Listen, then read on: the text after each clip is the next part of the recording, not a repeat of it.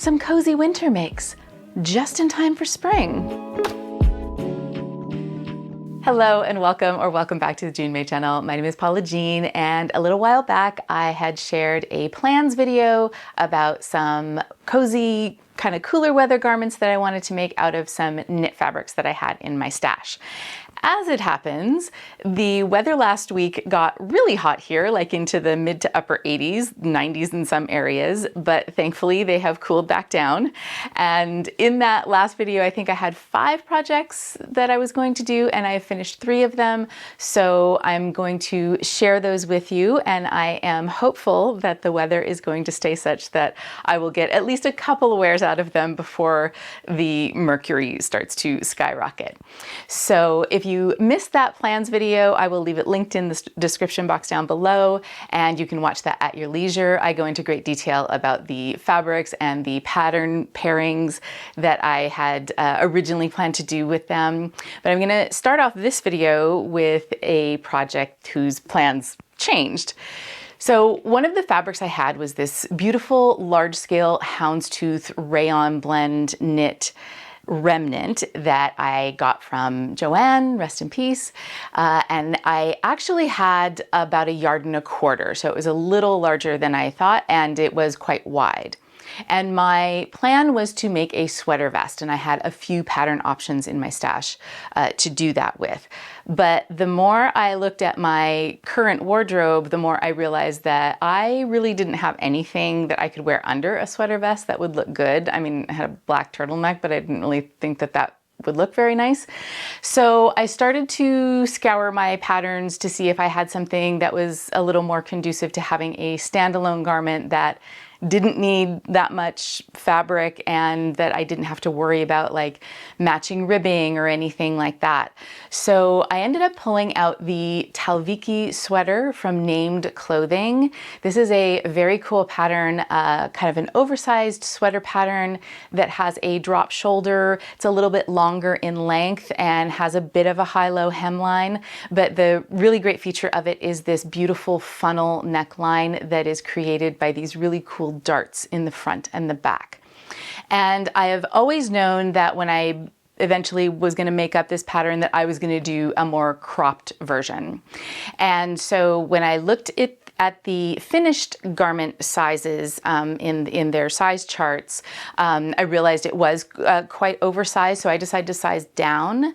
And so once I printed it and put it all together and put it on the fabric, I was able to like just squeeze it out, and I didn't have enough fabric to do the full long sleeve, but I just decided to do a shorter sleeve that was just past the elbow, and I love how this turned out so much. It wasn't my intention to make a kind of vintagey looking garment. To me, the combination of the funnel neckline and the length of the sleeve with the little band on the bottom of it and the length, it kind of lends itself to being this kind of early 60s Jackie O kind of vibe to it.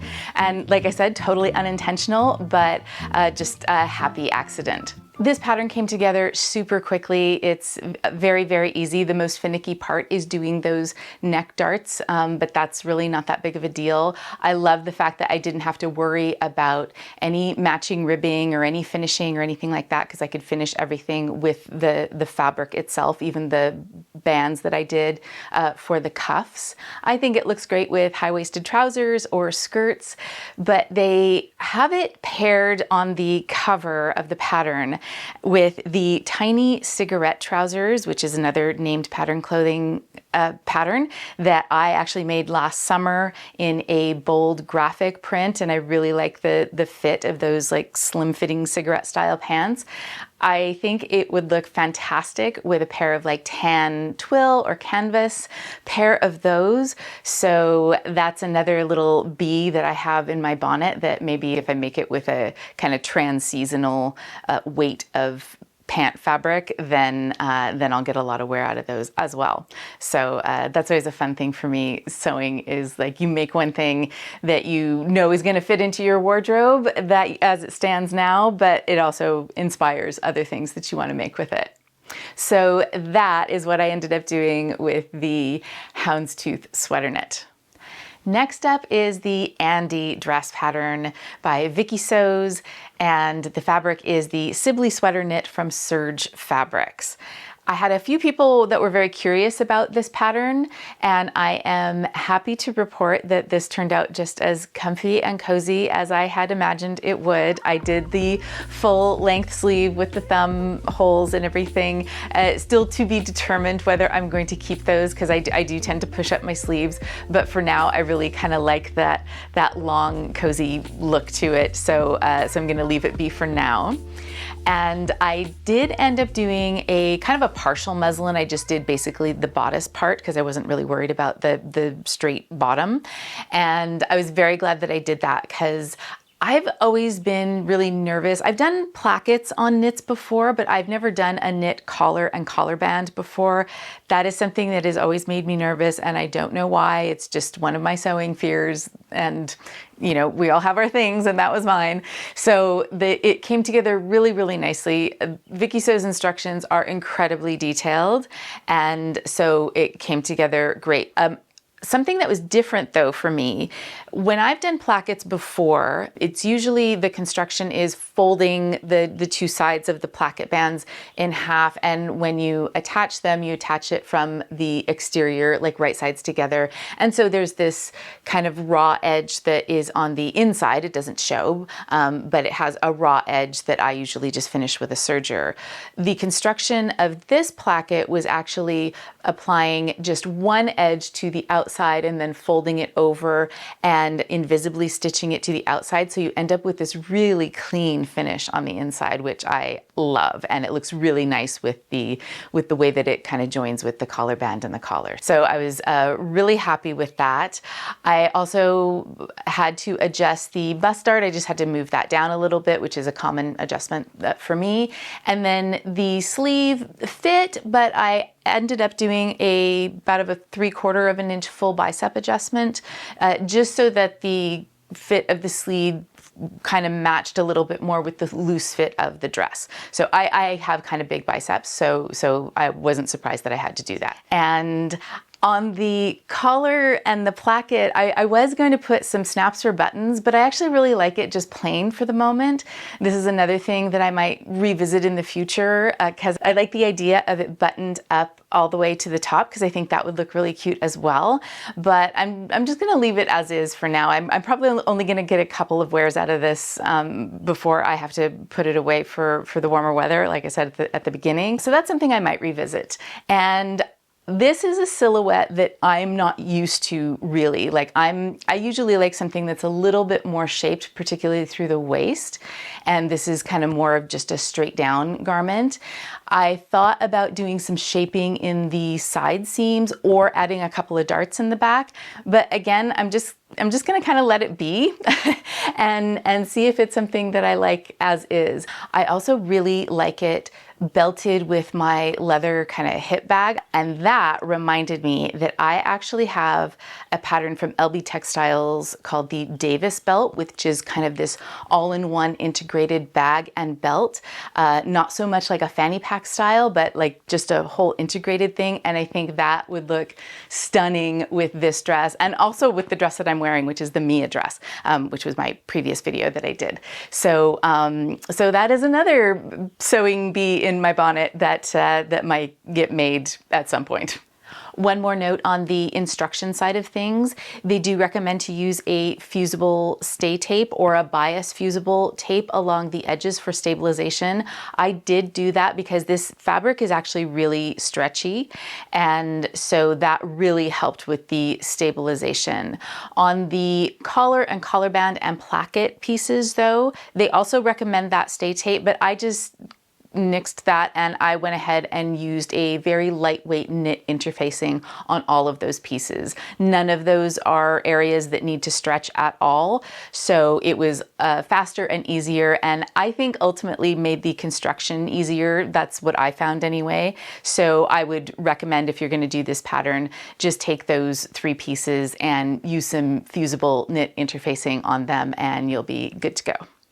And last up, the third project that I finished is the mashup of the Leia top by Piar and the sleeves from the Somerset top by Maven Patterns.